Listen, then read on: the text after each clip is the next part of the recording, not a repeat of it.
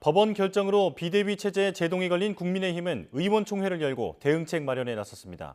벌써 4시간 가까이 이어지는 회의에선 격론이 오가고 있는데 권성동 원내대표를 비롯한 원내 지도부 사퇴 요구도 공개적으로 터져나왔습니다. 국회에 나가 있는 취재기자 연결하겠습니다. 김태민 기자. 네, 국회입니다. 네, 아직 의원총회가 진행 중이죠?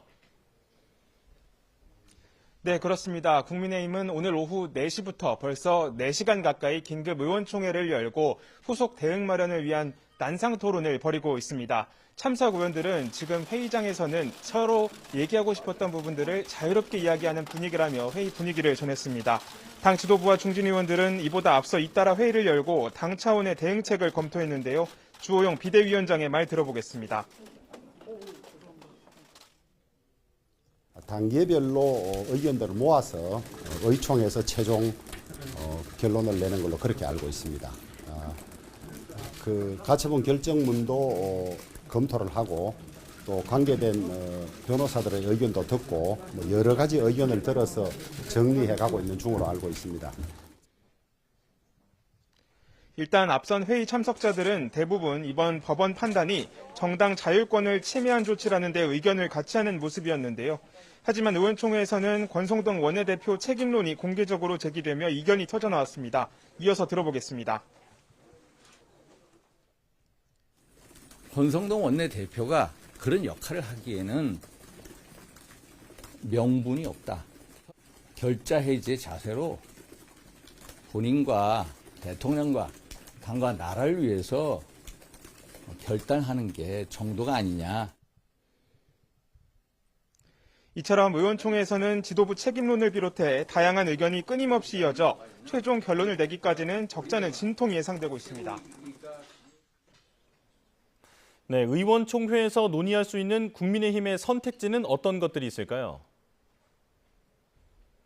네, 일단 당 지도부는 권성동 원내대표를 직무 대행으로 비상대책위원회를 유지하는 방안을 유력하게 검토 중입니다.